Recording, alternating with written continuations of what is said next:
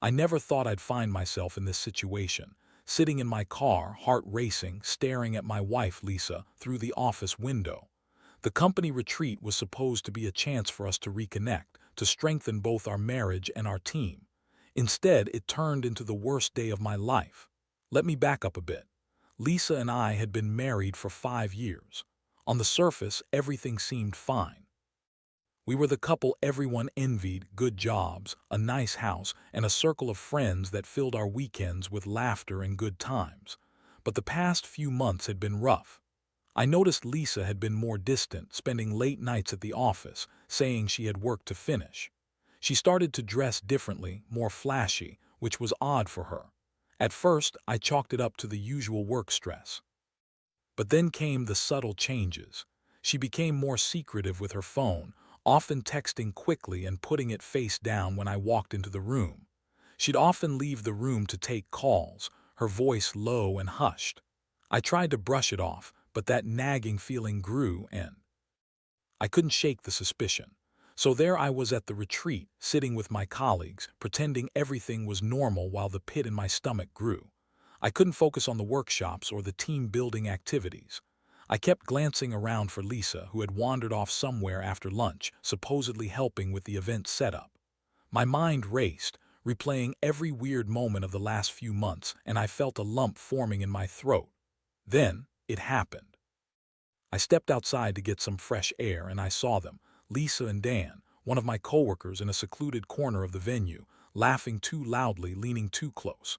My heart sank as I watched them exchange flirtatious touches, her hand gently resting on his arm. It felt like the ground beneath me had disappeared. I couldn't believe what I was seeing.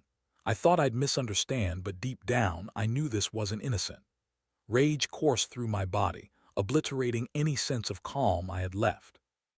I wanted to confront them right there, but I couldn't bring myself to ruin the day further. Instead, I stumbled back inside, feeling nauseated. I grabbed a drink and tried to keep myself together while my mind spun. I needed proof. As the night wore on, I casually approached Dan, engaging him in conversation to keep him distracted while I mentally prepared for what I had to do next. Later that night, I found Lisa alone, sipping a drink at the bar. I could see her facade slowly melting away as the alcohol took effect. I made my approach, calmly asking her how she was enjoying the retreat, but I could see something in her eyes, guilt maybe. It was a fleeting glimpse, but it fueled my growing anger. As the conversation continued, I couldn't hold back any longer. I confronted her about Dan, demanding the truth. The look on her face twisted from surprise to anger as she spat out pathetic excuses. "You're being paranoid. Dan is just a friend." I could feel the anger boiling inside me, making it nearly impossible to think straight. Her lies stung worse than I expected. Every denial felt like a slap to my face. I had been betrayed, not just with physical intimacy but with trust. How could she do this? How could she throw away everything we built together with some office fling? As the confrontation escalated, I felt the emotional toll weighing on me. I didn't want to believe it, and yet there was no denying what I had seen.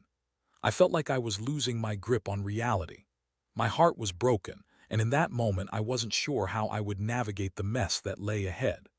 The night ended in chaos, with Lisa storming off, and I was left standing there, reeling from the confrontation, feeling utterly defeated and alone. I had discovered the truth, but what would I do with it? I was on the edge, and I knew I had to make some tough decisions moving forward. After that night, everything spiraled out of control. The retreat had been intended as a chance to strengthen connections, but instead, it became the catalyst for the unraveling of my life. I returned home, and the silence in our house felt deafening. I could hardly bear to look at the empty space beside me in bed, where Lisa usually lay. The memories of us laughing and sharing our dreams felt like a lifetime ago. For days, I was in a fog, replaying the events over and over in my mind. I couldn't shake off the images of her with Dan, the way her laughter had sounded, the sparkle in her eyes that should have been reserved for me. I spent hours scrolling through my phone, trying to find some sign of her betrayal. I had no idea what I was looking for, but the desire for answers consumed me. I felt trapped between the love I still had for her and the overwhelming betrayal that felt like shards of glass lodged in my chest. The first real confrontation came 3 days after the retreat. I had been avoiding her calls, and she finally came home early one evening looking worn out and frazzled. I knew she was expecting me to act as if nothing had happened, but I was tired of pretending. When I finally confronted her again, it was like opening a floodgate. "Why, Lisa?" I asked, my voice trembling with a mix of anger and hurt. "Why would you do this to us?" She immediately became defensive, her eyes flashing with irritation. "You're overreacting. It was just a fling." It didn't mean anything. I couldn't believe what I was hearing. Just a fling. You call what you did with Dan just a fling. It was betrayal. You lied to me for months, and now you're trying to downplay it. Her tone turned icy. "You're so dramatic. You never even noticed how unhappy I was. I had to find some excitement. You've been so wrapped up in your job, you don't even see me anymore." Her words cut deeper than any knife. I had been busy with work, yes, but that didn't excuse her infidelity. "You could have talked to me, Lisa. We could have worked through it together, but instead you chose to sleep with my coworker. You chose to lie to me." She rolled her eyes as if my pain was an annoyance. "You make this sound so serious. It was a mistake, okay? I didn't think you'd find out. You're acting like I murdered someone." I stood there, feeling utterly powerless against her dismissive attitude. It was as if she had taken all my love and turned it into a weapon against me. The pain morphed into anger, and I could feel my resolve hardening. I didn't know what I wanted, whether it was closure, revenge, or to just walk away from it all, but I knew I couldn't tolerate her lies any longer. "I don't think I can do this anymore, Lisa," I finally said, my voice steadier than I felt. "I can't be married to someone who doesn't respect me. I deserve better than this." Her expression shifted from defensiveness to shock, and for a moment I thought I saw a flicker of genuine remorse. "You're just going to throw everything away? You really want to end our marriage over this?" It felt surreal, standing in our living room, arguing over the shambles of what used to be a loving relationship. But I had realized something important in those days of reflection.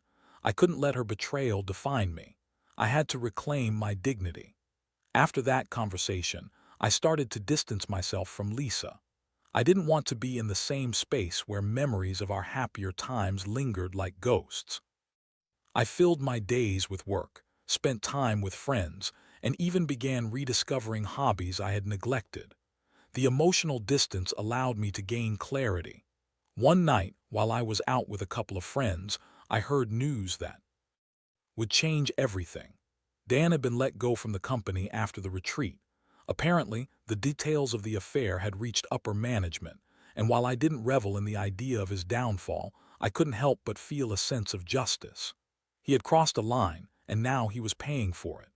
As the pieces began to fall into place, I understood that I had to make a decision. I could either continue this painful cycle of anger and hurt, or I could choose to move on and find my own peace. I realized that I needed to focus on healing and rebuilding my life without Lisa dragging me down. She had made her choice, and now it was time for me to make mine. The path ahead was uncertain, but I felt a strange sense of relief wash over me. The heartbreak was still fresh, but with every passing day, I felt a little more like myself again. I wanted to be free of the betrayal and to take control of my own happiness. The journey wouldn't be easy, but I was ready to step forward and embrace whatever came next. As the days turned into weeks, I found myself reassessing everything about my life, including my priorities. The emotional turmoil of dealing with Lisa's betrayal was exhausting, but oddly, it also pushed me to confront aspects of myself I had long neglected. I started to engage in conversations with friends that I had previously avoided because I was too wrapped up in my own issues. I spent more time with my buddy Mike, who had always been a voice of reason. He could see the pain I was in, but he also encouraged me to embrace this new chapter. One evening over a few beers, I laid it all out for him. "I just can't believe she could do this to us, you know? We had plans, a future, and then she throws it all away for a quick thrill." Mike nodded, understanding the weight of betrayal. "Dude, you deserve someone who values you. You're a good guy. It's not on you to fix her mistakes." That struck a chord. I realized I had been trying to understand Lisa's motivations, trying to fix what was broken, but I was losing sight of what I needed. I had to let go of the idea that I could somehow save our marriage. It was clear she didn't want to be saved. In one of those late-night conversations, I made a decision. I would file for divorce. I didn't want to rush into it out of anger, but I was tired of living in limbo. I needed to start the process, to take action. It felt liberating to think that I was finally taking control of my life. The following week, I met with a lawyer to discuss my options. Every step I took away from Lisa felt like shedding a heavy weight. The divorce process wasn't easy. It was emotionally draining. I had to revisit painful memories, and as I gathered the necessary documents, I found myself reflecting on the good times we had spent together. I couldn't dismiss those years entirely, but I could recognize that they didn't justify her actions. I was learning to separate the love I had for the person she used to be from the reality of who she was now. As I prepared to tell her about my decision, anxiety gnawed at me. I considered all the ways she might react. Would she be angry? Would she try to manipulate me again? I steeled myself for the confrontation, knowing that it would be another emotional minefield. When the day finally came, I sat her down in our living room. The atmosphere was heavy, almost suffocating, as I struggled to find the right words. "Lisa, we need to talk," I began, trying to maintain a calm demeanor. "What now?" she replied, her tone dripping with irritation. "I've made a decision about us," I said, my heart racing. "I'm filing for divorce." Her reaction was immediate. She looked stunned, as if I had slapped her. "You can't be serious. Over a mistake. We can work through this." "A mistake?" I repeated, incredulous. "This wasn't just a mistake, Lisa. You shattered my trust. You chose to lie to me for months while sleeping with someone else. I can't reconcile that." She started to raise her voice, her emotions boiling over. "You're being melodramatic. You're just going to throw everything away because of one stupid mistake." I felt a wave of anger surge within me. "One stupid mistake? Do you even hear yourself? You think this is just some insignificant detail. You betrayed me. Sir, you threw away our marriage for a fling, and now you want to minimize it." She fell silent for a moment, and I could see her processing what I had said. The anger faded from her face, replaced by a look of desperation. "I didn't mean for it to happen. I was lonely, and things had gotten so dull between us. I thought I could fix it." Her words were painful, but they only confirmed my resolve. "You could have come to me. We could have worked through it together, but you chose the easy way out. You chose betrayal." Lisa looked defeated, and I felt a twinge of sympathy for the woman I once loved, but sympathy wouldn't erase the damage that had been done. "I need to move on, and I hope you can understand that. I deserve to be happy, and I can't find that with you anymore." The conversation ended with her tears, pleading for another chance, but I stood firm. I had made my decision. There was no turning back. As I left the room, I felt a mix of relief and sadness. I had done what I set out to do, but it didn't make the heartbreak any easier. The following weeks were filled with the complexities of divorce, lawyers, paperwork, and endless discussions about property division. I was determined to emerge from this stronger and wiser. I started to create a new routine, filled with activities that brought me joy.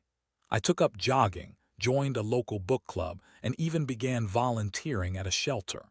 In the midst of this chaos, I learned to appreciate my own company. I began to understand that I could find happiness on my own terms. Each time I laced up my running shoes or turned the pages of a new book, I felt a little more like the person I wanted to be. The emotional journey was far from over, but I was finally moving toward healing. And through it all, I couldn't shake the feeling that Lisa was still lurking in the shadows, waiting for an opportunity to re-enter my life. I knew I had to be prepared for whatever came next, but for now, I was focused on reclaiming my happiness, one step at a time. As the divorce proceedings progressed, I often found myself navigating a strange combination of emotions. There were days when I felt empowered and liberating, embracing my newfound independence. Other days, I would sit in the quiet of my apartment, wrestling with waves of sadness that threatened to pull me under. I had anticipated the emotional roller coaster, but experiencing it firsthand was a different beast altogether. Lisa made the process challenging, not just emotionally but administratively. She often played the victim, painting herself as the wronged party even though she was the one who had betrayed me. She would send long, emotional texts, full of pleas and accusations, trying to make me feel guilty for wanting a divorce. "You're throwing away everything we built. How could you do this to me?" became a familiar refrain. I resisted the urge to respond immediately. Instead, I made a habit of writing down my thoughts and feelings in a journal, an outlet that helped me process everything without engaging in toxic exchanges. I would pour out my frustrations, my anger, and my fears onto the pages, letting the ink capture the chaos in my mind. One afternoon, as I sat in my favorite cafe writing, I glanced up to see an old friend, Sarah, walk in. Sarah and I had known each other since college, and she had always been a supportive presence in my life. She spotted me and came over, and it felt good to see a familiar face. "Hey, how are you holding up?" she asked, concern etched in her features. "I'm getting there," I replied, running a hand through my hair. "The divorce is a process, it's draining." She nodded in understanding. "I can only imagine. I've heard about the situation with Lisa, it's awful." "It is," I said, my voice dropping. "But I'm trying to focus on moving forward, you know. I can't change what happened, but I can change how I react to it." Sarah smiled encouragingly. "That's a good attitude to have. You deserve to be happy, especially after everything she put you through. If you need someone to talk to or just hang out with, I'm here." I felt a warmth spread through me at her offer. We spent the next few hours catching up, reminiscing about college days and sharing our dreams. It was a refreshing change, and with Sarah, I felt a sense of connection that I hadn't felt in a long time. After that day, we began to meet more often. Our friendship gradually deepened, and I appreciated having someone who was genuinely interested in my well-being. She reminded me of the life I could have outside of the pain Lisa had caused. With Sarah, I felt lighter, more like myself. But despite the positive shift in my life, Lisa was still looming in the background. One evening, I received a call from my lawyer. "We need to discuss the settlement. Lisa is contesting a few points," he said. The frustration surged within me. Did she really think she could drag this process out even longer? I felt a familiar anger rise again, and I knew I had to prepare myself for the next confrontation. When the day came to meet about the settlement, Lisa walked into the conference room with an air of defiance that made my blood boil. She had dressed to impress, wearing a fitted dress that made me acutely aware of how she had once captured my attention. But now, the sight of her only fueled my resolve to end this chapter of my life. We exchanged pleasantries with forced smiles before diving into the details of the settlement. Lisa pushed back on everything, arguing over property and assets, trying to grab anything she could. I remained calm but firm, refusing to back down. "This is about more than just money, Lisa. This is about my peace of mind," I stated. But she wasn't giving up easily. "You think you can just discard me like yesterday's trash? I deserve to be compensated for everything I sacrificed." The anger boiled again in my chest, but I took a deep breath. "You sacrificed your integrity, Lisa. You made your choices, and now you have to face the consequences." The tension was palpable, and I could see the fury in her eyes. It was clear she wasn't ready to let go. But I had made my choice, and I wasn't going to let her drag me back into the emotional turmoil. As the negotiations dragged on, I found myself reflecting on how strong I had become through this process. I was no longer the man who would let myself be bullied into submission. I had learned to stand up for myself, and I was determined to emerge from this situation with my dignity intact. After several tense discussions, we finally came to an agreement. The relief that washed over me was profound, and I felt like a weight had been lifted. Lisa was still bitter and resentful, but I had reached a resolution. In the following weeks, I focused on my new life. I threw myself into my work, started planning trips to places I had always wanted to visit, and found comfort in the friendships I had rekindled. I began to see a light at the end of the tunnel, a future where I could thrive without the shadows of betrayal looming over me. With Sarah by my side, I found laughter and companionship again. We began exploring new restaurants, attending art shows, and going to concerts. I realized how much I had missed those simple joys. Through it all, the process of healing was gradual, but I was learning to embrace each day as it came. I had faced my demons, confronted the pain, and emerged ready to reclaim my life. The divorce was just a chapter in my story, not the end. I was finally ready to turn the page. As summer rolled in, I found myself experiencing a sense of freedom that I hadn't felt in years. The weight of my past was still there, but it was beginning to feel lighter, less burdensome.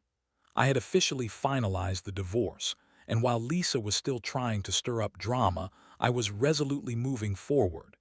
Each day felt like an opportunity to rediscover who I was outside of my marriage. My relationship with Sarah blossomed into something more meaningful. It started as a friendship born out of shared experiences and mutual understanding, but it soon developed into something deeper. We began to share not just our interests but our vulnerabilities, and I found myself opening up to her in ways I hadn't thought possible. One evening, we decided to take a weekend trip to the coast. The plan was simple: relax on the beach, explore quaint shops, and enjoy some quality time away from the chaos of our everyday lives. As we drove along the scenic route, I felt a thrill of excitement mixed with nervousness. For so long, my heart had been encased in a protective shell, but now it felt like I was letting someone in again. Arriving at our destination, the ocean's salty breeze greeted us with open arms. We spent the first day lounging on the beach, basking in the sun while sharing stories and laughter. Sarah had a way of making every moment feel light, and I was grateful for her presence. That night we sat on the balcony of our rented cottage, watching the sun dip below the horizon. "Can you believe how far you've come?" she asked, breaking the comfortable silence. I gazed out at the waves crashing against the shore, contemplating her words. "I never thought I'd be here. It's surreal. I feel different now. Stronger, maybe." She smiled softly, and I could feel the warmth radiating between us. "You've done the hard work. It takes courage to face your past and choose to move forward." I turned to her, caught in her gaze. "Thank you for being there for me, Sarah. This wouldn't have been possible without your support." As the night deepened, something shifted between us. I found it hard to ignore the chemistry that had been building, the unspoken connection that hung in the air like a charged current. Without thinking, I leaned closer, and before I knew it, our lips met in a gentle kiss. It was tentative at first, but then it deepened, igniting something within me that had long been dormant. In that moment, I felt a rush of emotions: relief, excitement, and a hint of fear.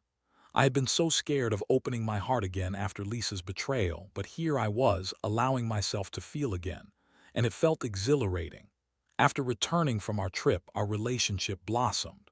Sarah was patient and understanding, never pushing me to rush into anything. We took the time to explore our feelings, and I discovered that I could trust her in a way I hadn't thought possible. She made me feel safe, which was a refreshing contrast to the chaos and betrayal I had endured. However, as I began to embrace this new chapter, I also had to confront Lisa's lingering presence in my life.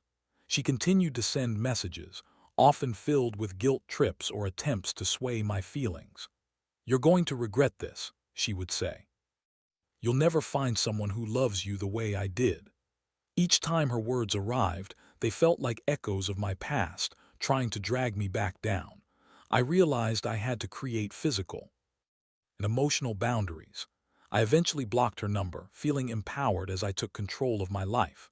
One afternoon, while hanging out with Sarah, I received a notification that Lisa had tagged me in a post on social media. My stomach dropped as I opened it. It was an image from our wedding day, a photo of us smiling, looking blissfully happy. The caption read, "Sometimes love fades, but the memories last forever. Heartbroken." I could feel the anger and frustration bubbling up inside me again. I knew she was seeking attention, trying to portray herself as the victim in our story. "Look at this," I said, showing Sarah the post. "She's trying to manipulate the narrative again." Sarah glanced at the screen, her expression serious. "You can't let her have that kind of power over you. You've moved on and you deserve to be happy. Focus on what you have now, not what you lost." Her words resonated deeply with me. I took a deep breath, reminded of how far I had come. I deleted the post from my feed and chose not to engage, reminding myself that my happiness with Sarah was built on mutual respect and understanding, not on the shadows of betrayal. As summer faded into fall, I felt like I was finally reclaiming my life. The emotional scars from my marriage would always be a part of me, but they no longer defined who I was. I had a support system, a budding relationship with someone who truly cared for me, and a renewed sense of purpose. One evening, as I sat with Sarah on the couch, watching the leaves change outside, I realized that I had found a new kind of love. It wasn't about forgetting the past but learning and growing from it. I could feel myself healing, and the future suddenly seemed bright again. "Whatever happens next, I'm ready for it," I said, glancing over at Sarah with a smile. She returned it, and in her gaze I saw a promise of what was to come, an opportunity for a new beginning, built on the lessons of the past. As the months rolled on, my life took on an entirely new rhythm, one filled with laughter, adventure, and genuine companionship. Sarah and I grew even closer, navigating the ups and downs of life together. Our bond was rooted in understanding and trust, qualities I had sorely missed in my previous relationship. One crisp autumn afternoon, as the leaves danced in shades of orange and gold, we decided to take a weekend trip to a nearby vineyard. It was the perfect way to celebrate not just the changing seasons but also the blossoming relationship we had built. As we toured the vineyard, savoring the flavors of various wines, I felt a warmth inside me that I hadn't felt in a long time. Later, we found a cozy spot under a large oak tree, and I pulled out a bottle of wine we had purchased. We sat on a blanket, soaking in the beauty around us. Sarah poured us each a glass, and we shared stories, dreams, and laughter. Between sips and smiles, I felt an urge to express how much she meant to me. "You've really changed my life, you know. It's like you've helped me rediscover everything I thought I lost. I can't thank you enough for being there for me." Her eyes sparkled as she smiled back at me. "I feel the same way. You've been through so much, and yet you still have this ability to see the good in life." It's inspiring. As the sun began to dip below the horizon, casting a golden glow over the vineyard, I took a deep breath. "I want you to know that I'm ready for whatever comes next. I've learned that life is too short to hold onto the past. I want to build a future with you." In that moment, it felt like the air around us shimmered. Sarah looked at me, and I could see the surprise and softness in her expression. "Are you saying what I think you're saying?" she asked, her voice barely above a whisper. I took her hand in mine, giving it a gentle squeeze. "Yes, I am. I want us to take the next step together. I want to commit to this, to you." A smile broke across her face, her eyes bright with happiness. "I want that too. I've thought about it so many times, and I just didn't want to rush you." Relief washed over me, and in that moment I felt an overwhelming sense of joy. We embraced, and I could feel the energy radiating between us. It wasn't just about finding love again. It was about finding a partner who understood my journey and accepted me for who I was, flaws and all. The rest of the weekend passed in a haze of delight, filled with laughter and warmth. We explored the vineyard, tasted delicious food, and made memories that felt as light as air. I realized that this was what life was meant to be, a shared experience built on respect, love, and support. As the holiday season approached, I continued to reflect on my journey. I had come a long way from the heartbroken husband who had been blindsided by betrayal. I had faced my pain head-on, learned to stand up for myself, and emerged with a stronger sense of self. I no longer felt like a victim of my past. Instead, I was the architect of my future. In December, as the first snow began to blanket the ground, I planned a special evening for Sarah. I wanted to surprise her with a gesture that would express how much she meant to me. I set the scene at my apartment, decorating it with soft lights and candles, creating a cozy atmosphere that felt intimate and magical. When she arrived, her eyes lit up with delight. "Wow, this is beautiful," she exclaimed, taking in the ambience. I had prepared a meal for us, and we enjoyed a wonderful dinner filled with rich conversation and heartfelt moments. After dinner, I led her to the living room where I had laid out a small gift box. "I wanted to give you something," I said, my heart racing. She opened the box to reveal a simple silver bracelet. It was understated yet elegant, symbolizing the bond we were building together. "I hope this reminds you of us, of our journey and everything we've faced." Tears welled up in her eyes, and she looked at me with a mixture of gratitude and love. "I can't believe how lucky I am to have you. This means so much to me," she said, slipping the bracelet onto her wrist. We shared a tender kiss, and in that moment I felt a renewed sense of hope for the future. The shadows of my past had faded, replaced by the light of a new beginning. As we sat together, I realized that life had a way of teaching us important lessons, even through pain and betrayal. I had learned the value of trust, communication, and the importance of loving someone who genuinely cared for me. Looking ahead, I felt ready for whatever life threw my way. I had emerged from the darkness stronger than ever, and with Sarah by my side, I was excited to embrace the adventures that awaited us. Together, we would navigate life's journey, hand in hand, ready to face whatever challenges lay ahead. The scars of my past would always remain, but they would serve as reminders of how far I had come and how much brighter my future could be.